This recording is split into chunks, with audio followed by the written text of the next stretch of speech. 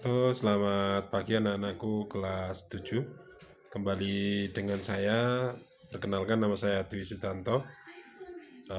Saya mengampu mata pelajaran Bahasa Indonesia dan kali ini saya akan membawakan materi tentang belajar efektif. Silahkan ikuti dengan baik di penjelasan berikut.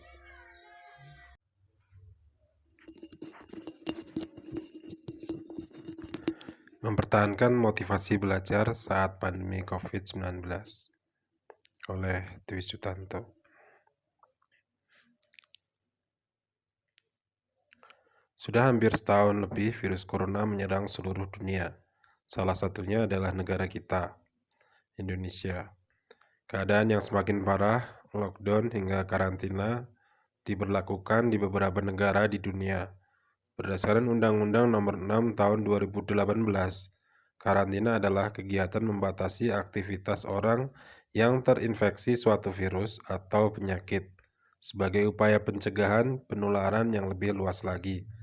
Pemerintah memutuskan untuk menutup semua akses fasilitas umum dan transportasi. Warga dihimbau untuk mengisolasi diri dalam rumah dengan harapan agar virus tidak menyebar lebih jauh dan upaya pemulihan berhasil lebih baik. Hal ini berdampak bagi seluruh lapisan masyarakat, mulai dari politik, sosial, ekonomi, bahkan pendidikan.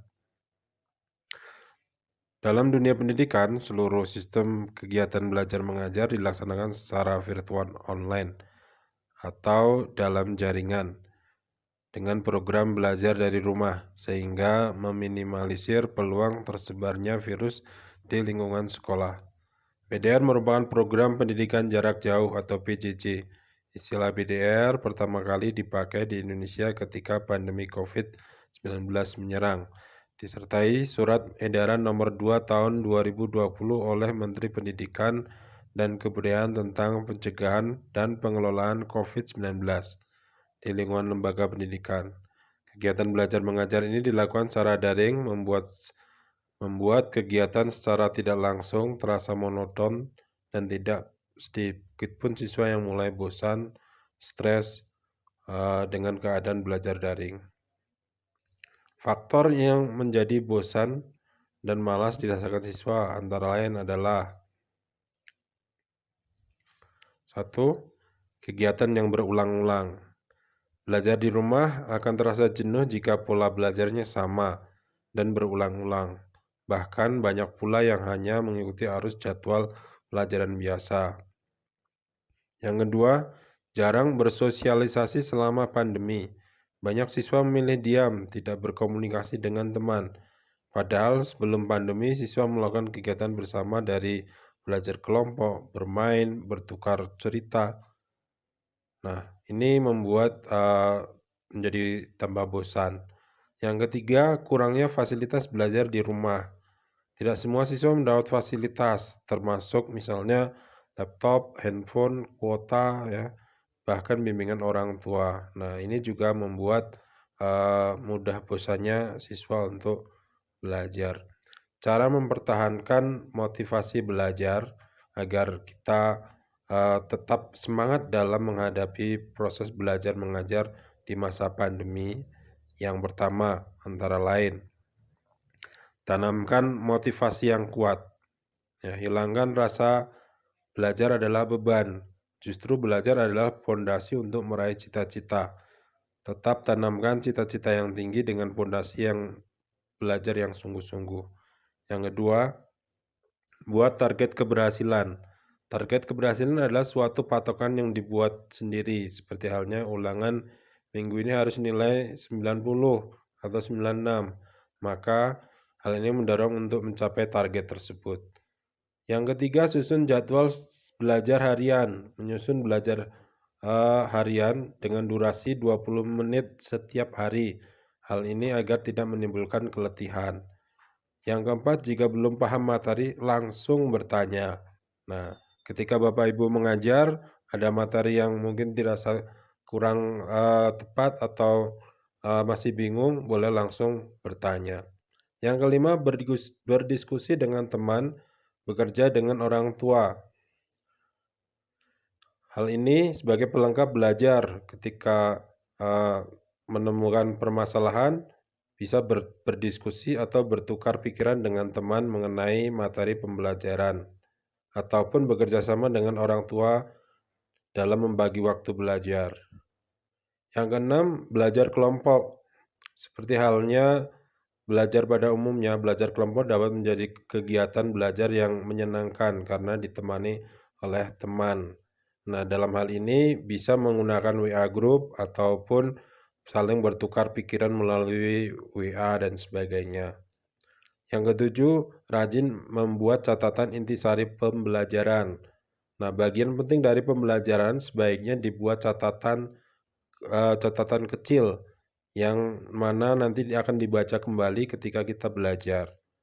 Yang kedelapan, membuat perencanaan yang baik. Untuk mencapai suatu tujuan biasanya diiringi oleh rencana yang baik. Oleh karena itu, biasanya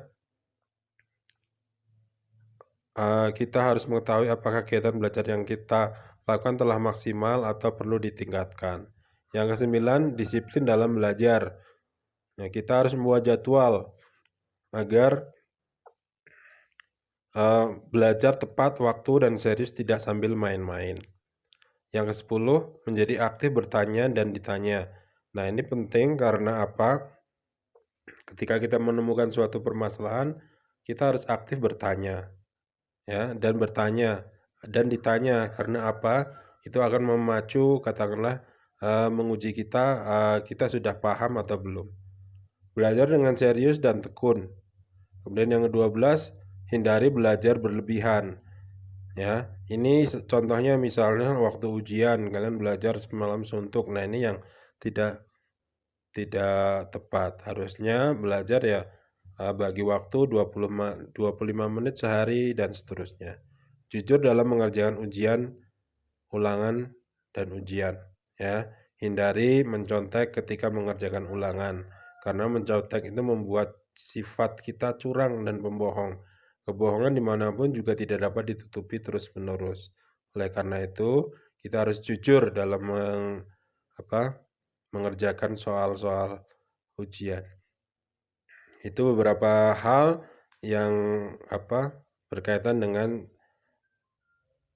cara kita agar tidak bosan dalam belajar secara daring. Nah, kali ini Pak Dwi juga akan menjelaskan tentang Classroom. Apa itu Classroom? Classroom adalah salah satu platform yang digunakan untuk belajar mengajar di taraf SMP ataupun di SMA atau SMK. Nah, platform ini digunakan untuk apa? Untuk share materi, mengerjakan tugas, ataupun kita mengerjakan ulangan, ya. Dari situ silahkan nanti kalian coba install aplikasi Classroom dengan gambar seperti ini. Kalian boleh pilih di Play Store, kemudian pilih Classroom, kemudian boleh di-download platform ini, aplikasi ini. Setelah ini, kemudian bagaimana cara bergabung dengan kelas kita, misalnya pelajaran bahasa Indonesia, ya. Pelajaran bahasa Indonesia nanti ada beberapa cara untuk kita share. Bisa melalui link, bisa menggunakan kode kelas, ya. Misalnya menggunakan link, berarti saya akan share link untuk bergabung dengan grup Classroom saya, kemudian dari situ kalian coba klik, kemudian bergabung dengan pelajaran saya bahasa Indonesia atau pembelajaran yang lain. Nanti tiap kelas, tiap Bapak Ibu guru akan coba share link ataupun kode kelas ketika kalian mau bergabung dengan kelas yang telah disampaikan, yang akan disampaikan. Nah, dari sini nanti di Classroom tersebut akan di-share materi-materi maupun beberapa tugas yang harus dikerjakan selama pembelajaran jarak jauh. Ini akan mempermudah menginventarisasi materi-materi maupun tugas yang harus kalian pelajari maupun yang harus kalian kerjakan. Silahkan nanti coba download Classroom di HP kalian, kemudian nanti akan saya coba share kode kelas untuk pelajaran bahasa Indonesia. Demikian saja dari saya rasa cukup. Saya Hari, terima kasih, selamat pagi semuanya.